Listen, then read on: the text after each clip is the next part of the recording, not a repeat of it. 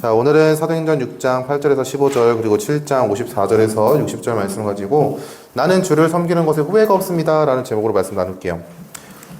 자, 여러분 후회라는 단어의 뜻을 아나요? 후회라는 단어? 나는 후회라는 단어의 사전적 정의를 잘 압니다.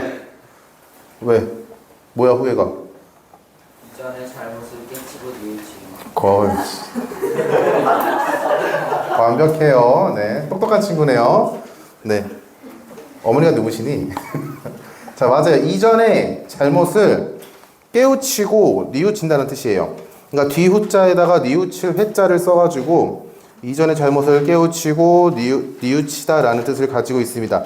자, 여러분들은 후회하는 일 없어요? 좀 더 잘해볼 걸, 뭐 좀 더 잘할 걸, 이런 후회 같은 거 없어요? 뭐 있어요? 친구한테 뭐부터 사주고 돈 없을 때 그게 후회가 돼요. 친구한테 먹을 것을 사주고 나중에 내가 배가 고픈데 내 쓸 돈이 없어가지고 후회가 된다. 자, 또 혹시 후회가 있는 친구? 나는 이것 때문에 좀 후회가 갑니다. 네, 하이리.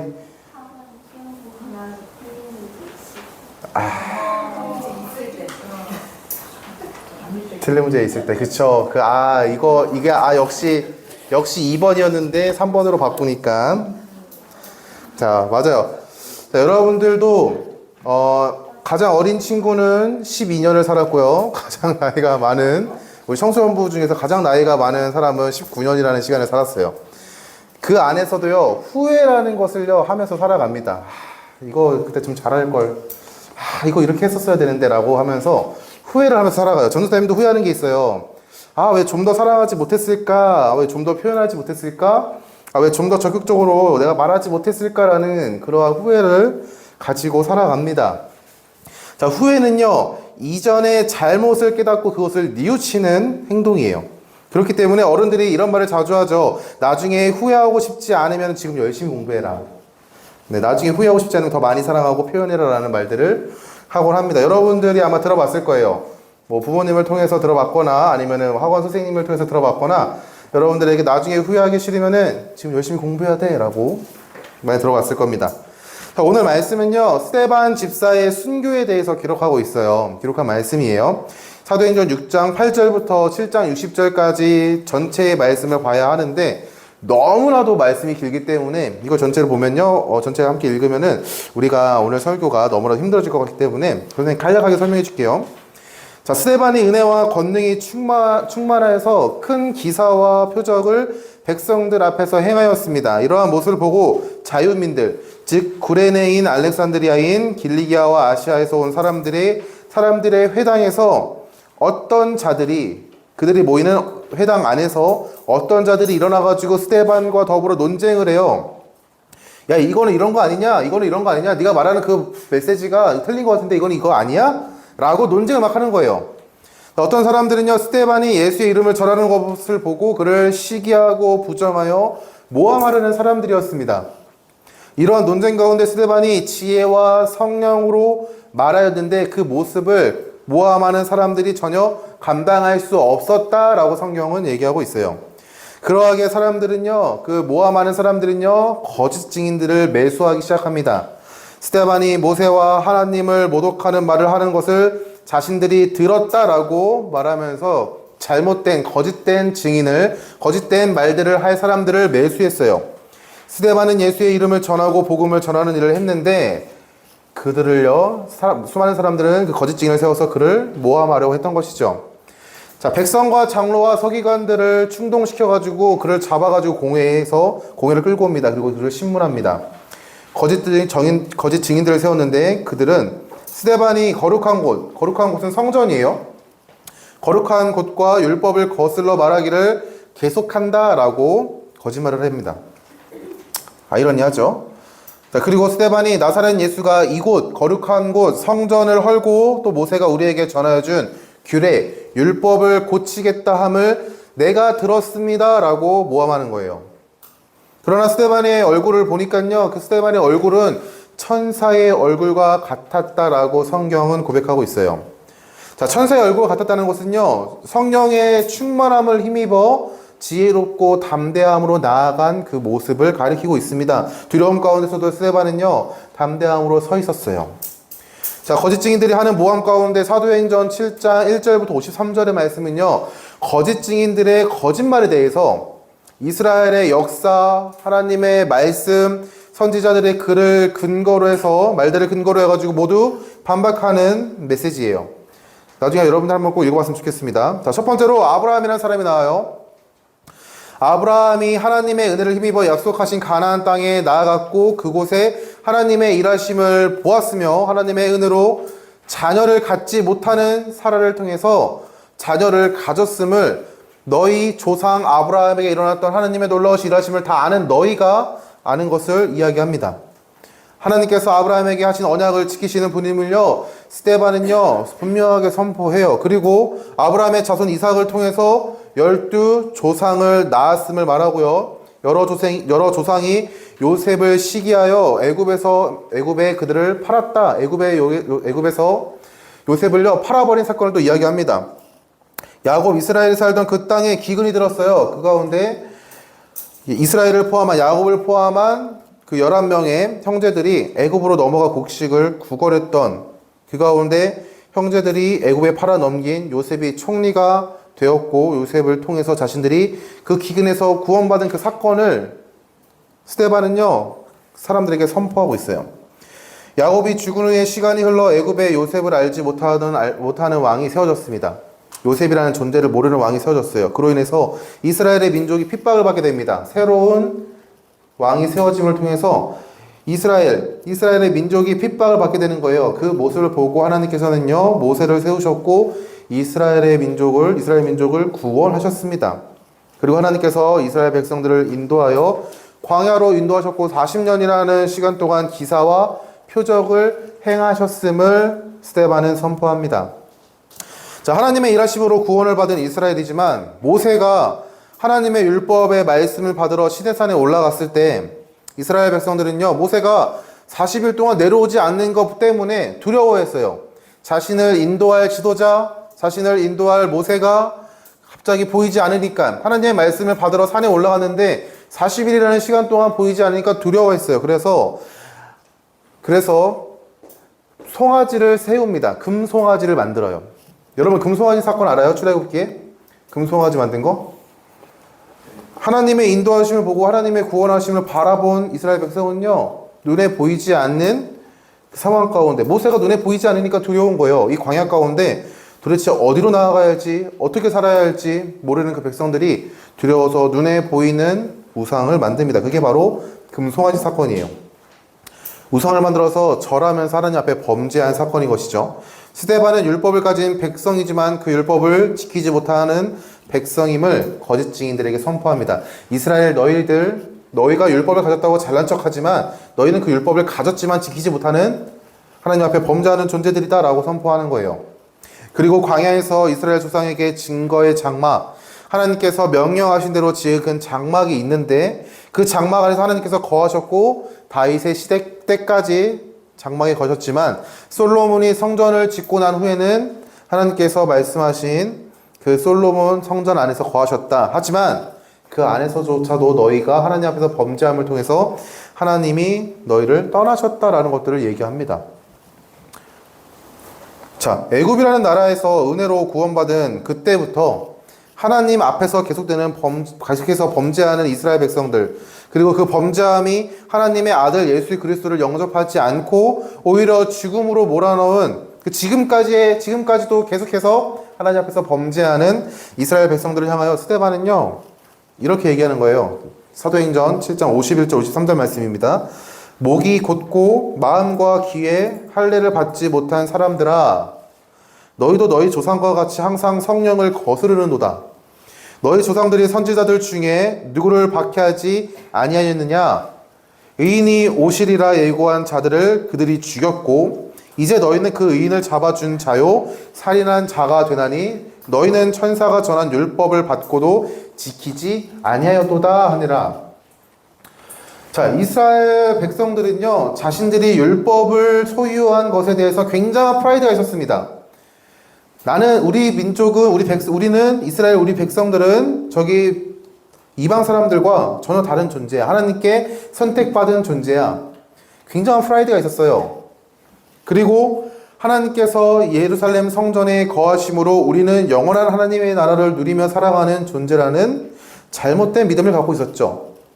그 가운데 스데반이 선포하는 거야. 니들이 율법을 네가 갖고 있는 그 율법, 그러나 너희는 그 율법도 지키지 못하잖아. 하나님께서 거주하고 있다라고 믿는 그 성전, 아니 하나님께서는 너희를 떠나셨어 라고 얘기하는 거예요.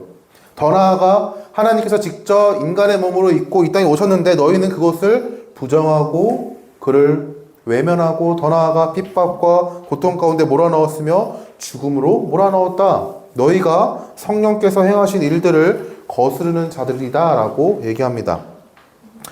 자, 예수 그리스도가 참된 구원자, 우리가 기다렸던 메시아 그리스도임을 선포하는데 그들은 그것을 받아들이지 못했다라는 것들을 얘기하는 거예요. 자, 이 말을 듣고 공회에 모인 사람들의 반응은 다음과 같았습니다. 사도행전 7장 54절이에요. 자, 그들이 이 말을 듣고 마음에 찔려 그를 향하여 이를 갈거늘 이라고 말합니다. 자, 마음에 찔려서 그를 향하여 이를 갈았어요. 자신들의 잘못과 하나님 앞에서의 죄와 수치가 드러나고 보니까 마음이 찔린 거예요. 아, 내가 잘못했구나 라는 것들을요, 그들은요 알았어요. 하지만 그 찔림의 반응이 뭐였냐면요, 분노였습니다. 나의 죄를 들추고 나의 수치를 들춘 스데반을 향하여 쟤 죽여야겠다, 이를 막 간 거예요. 분노가 치밀어 오르는 것이죠. 스데반이 성령에 충만하여 하늘을 우러러 주목하여 봤는데 하나님의 영광과 및 예수께서 하나님 우편에 서신 것을 보았습니다. 그리고 스데반이 그 모습을 보고 이렇게 말하는 거예요. 보라, 하늘이 열리고 인자가 하나님 우편에 서신 것을 보노라 라고 말합니다. 스데반의 말을 듣고요, 모든 이들이 분노하여 소리를 지르면서 스데반에게 달려나갑니다. 그리고 스데반을요, 공회에서 끌고 나가서 성 밖으로 데리고 나가요. 끌고 나가는 거예요. 그리고 모두 스데반을 향하여 돌을 들었습니다. 자, 여러분, 돌 맞아봤어요? 여러분, 돌 맞아봤는지 찬우요? 그래? 그래? 누가 던졌니? 어릴 때? 크게 안 다쳐서 다행입니다. 자, 여러분, 우리가 돌로 친다라는 거를요, 그 이스라엘에서 이제 여행 가이드를 했던 전도사님이 얘기해 줬는데요, 돌이 이렇게 드는 짱돌이 아니래요. 뭐였냐면은 내가 들 수 있는 무게의 돌을 드는 거래요. 그러니까 내가 50kg짜리 들 수 있으면 50kg짜리 들고 던지는 거예요. 그러니까 죽일 때까지 던지는 거예요.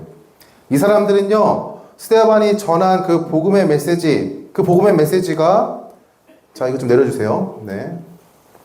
건너편에서 전쟁을 선포했습니다. 네. 우리는 성벽을 쌓지. 네. 좋아요. 네, 감사합니다. 네. 네. 아, 괜찮아요. 네. 네, 감사합니다. 네. 굴하지 않지. 네. 자, 오케이. 다시 집중합시다. 자, 여러분, 스데반이 전한 그 복음의 메시지가요, 자신들의 죄를 들추고 자신들이 죄인이라는 사실들을 들추니까요, 분노가 치밀어 오른 거예요. 그래서 자신이 들 수 있는 무게의 돌을 들어가지고 스데반을 죽이기 위해서 돌을 던졌습니다. 돌을 쳤는데 스데반이 하나님께서 부르짖어서 이렇게 기도하는 거예요. 사도행전 7장 59절 60절 말씀에 이렇게 기도합니다. 그들이 돌로 스데반을 치니 스데반이 부르짖어 이르되 주 예수여 내 영혼을 받으시옵소서 하고 무릎을 꿇고 크게 불러 이르되 주여 이 죄를 그들에게 돌리지 마옵소서, 이 말을 하고 자니라. 죽었다는 거예요. 자는 것은. 자, 스데반은요, 자신이 한 일에 대해서 후회가 없었어요. 후회가 없었다면, 만약에 후회가 있었다면은 지금 자신을 향한 그 분노와 자신을 죽이기 위해서 달려드는 그 사람들, 자신을 향하여 던지는 그 돌멩이를 던지는 그 사람들을 향하여 아마 이렇게 기도했을 것 같아요. 하나님, 복음을 전하는 저를 방해하는 저 나쁜 놈들을 지금 당장 쓸어버려 주십시오. 하나님의 복음을 전하는 이 일을 방해하는 저 악한 세력들을 지금 당장 진멸해 주십시오 라고 기도했을 것 같아요.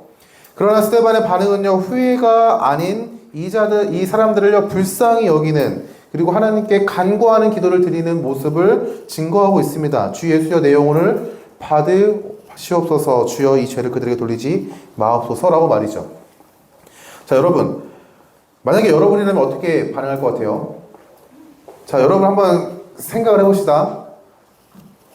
여러분이 너무 오늘 말씀을 들은 게 너무 감동이 돼가지고 나가서 복음을 전했어요. 여러분 예수님 믿으세요. 여러분 예수님 믿어야 합니다. 근데 갑자기 건너편에서 어떤 아저씨가 벽돌을 딱 집어들고 천천히 걸어오네. 자, 그거 하면 어떻게 할 것 같아요, 여러분들은? 어? 쫄아? 칼을 뽑아야죠. 아, 상대방은 벽돌을 들었으니까 너는 칼을 들겠다? 먼저 죽지 않을까? 네. 자, 여러분, 우리는요, 만약에 그 가운데 우리가 그냥 돌을 맞았다 하면은 여러분들의 가족들이 생각날 거예요. 어떨 것 같습니까? 가족들이 너무나도 슬퍼하지 않을까요? 자, 여러분들 우리는요, 솔직히 말하면요, 전도사님도 만약에 돌 맞잖아요? 그럼 전도사님도 돌 듭니다. 네. 자, 이에는 이, 눈에는 눈, 돌에는 돌 이러면서 막. 자, 스데반은요, 그 상황에서 후회하지 않고요, 하나님께 모든 것을 맡겼어요. 그리고 기도하는 거예요. 스데반의 모습은요, 복음을 위해 사는 삶을요, 가장 선명하게 보여주었음을 우리는 알 수 있어요. 자, 복음을 위해서 사는 삶이 꼭 무조건 순교로 이어져야 한다는 것을 이야기하는 것이 아닙니다. 내가 순교하지 않으면 나의 삶은 복음을 위해서 살지 못한 삶이야 라고 낙심하지 말라는 거예요. 그게 아니라는 거예요. 자, 복음을 위해서 사는 삶은요, 하나님께서 기뻐하시는 것을 추구하며 살아가는 삶이 복음을 위해서 살아가는 삶입니다. 자, 기뻐하시는 삶의 결과가 스데반에게는요, 순교였어요. 우리에게는요, 희생이 될 수도 있어요. 우리에게는요, 하나님 앞에 순종이 될 수도 있고요. 사랑하는 청소년 여러분, 성도에게 최고의 영광이 되는 삶은요, 하나님께서 기뻐하시는 복음을 위해서 살아가는 삶입니다. 복음을 위해서 살아간다는 것은요, 예수 그리스도께서 이루신 구원을 우리에게 은혜로 주셨다는 그 기쁜 소식을 전하는 삶이에요. 여러분들이 미워하는 친구를 향하여서도 복음을 전할 수 있어야 됩니다. 여러분이 싫어하는 사람을 향해서도 복음을 전할 수 있어야 돼요. 여러분이 전혀 모르는 사람을 향하여서도 복음을 전할 수 있어야 됩니다. 스데반이 죽음을 마주하는 가운데서도 후회하지 않을 수 있었던 그 이유는요, 자신의 행동, 자신이 복음을 위해서 살아가는 지금 이 모습이 하나님께서 기뻐하는 삶임을 알았기 때문이에요. 그리고 자신에게 주어진 구원, 죽음이 자신을 억압하지 못하고 새 생명으로 하나님의 나라에 거할 것을 믿었기 때문에 스데반은요, 자신에게 찾아오는 핍박 가운데서도 죽음 가운데서도 담대함으로 그리고 기뻐함으로 나아갈 수 있었다는 것이죠.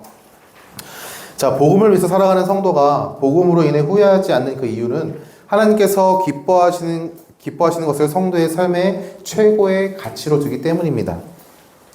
하나님께서 기뻐하신다는 것은 우리의 삶을 통해서 하나님께서 영광을 받는다는 것을 의미해요. 하나님께서 인간을 창조하신 그 목적을 이루시는 삶이 하나님께 기쁨이 됩니다. 우리의 삶의 목적은요, 여러분들의 삶의 목적, 여러분 왜 삽니까? 다음 질문해 봐야겠다. 여러분 왜 살아요? 일어났으니까. 아, 눈 떴으니까 사는군요. 자, 여러분 왜 삽니까? 여러분의 삶의 목적이 뭐예요? 뭐라고요? 딱히 없어요? 자, 나는 왜 사는지에 대해서 나 스스로가 정의하고 있다라고 하는 친구 있어요, 혹시? 내 삶의 목적, 삶의 이유.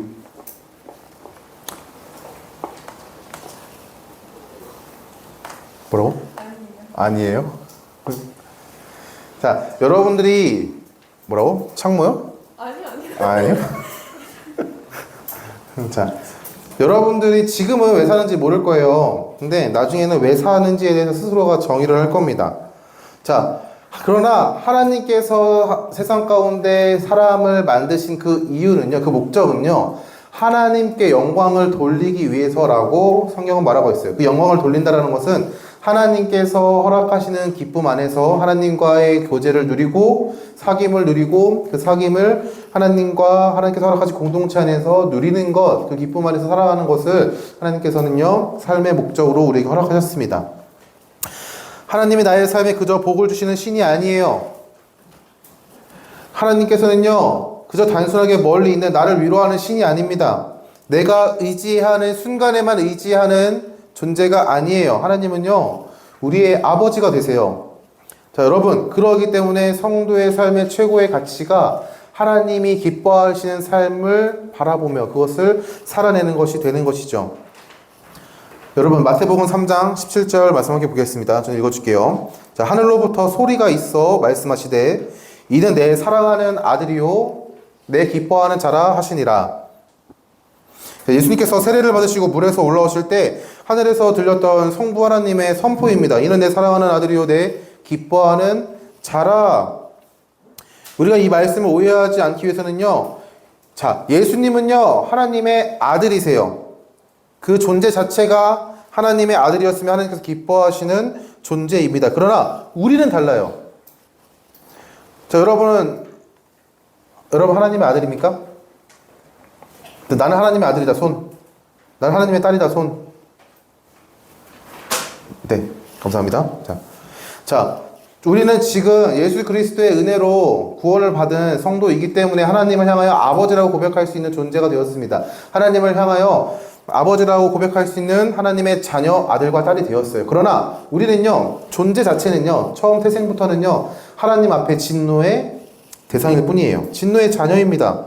하나님 앞에서 범죄하는 존재고요, 하나님의 영광을 가리는 존재입니다. 그러나 우리는요, 아까도 말했듯이 예수 그리스도의 은혜로 하나님의 자녀가 되었어요.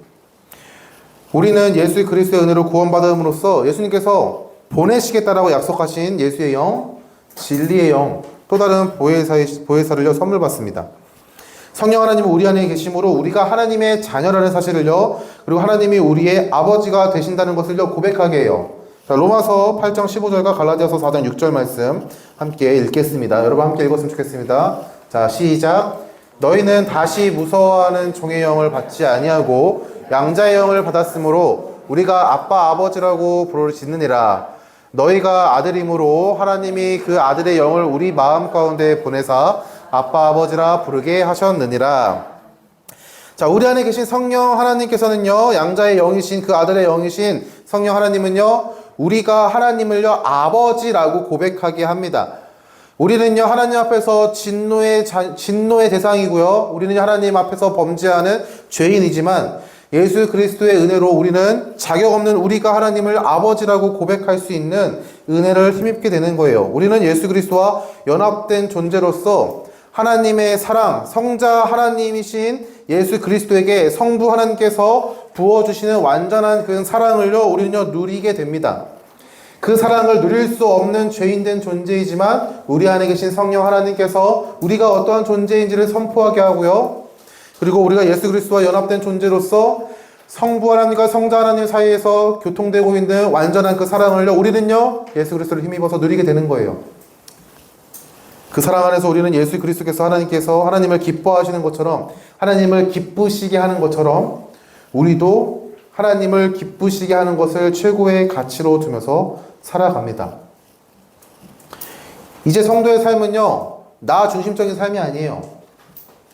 오로지 나를 향하여 살아가는 삶이 아닙니다. 하나님을 기뻐하시는 것을, 하나님께서 기쁘다라고 고백하시는 것을 내가 그것을 추구하며 살아가는 것, 그것을 나의 삶의 최고의 가치로 두며 살아가는 것이 바로 성도의 삶이에요.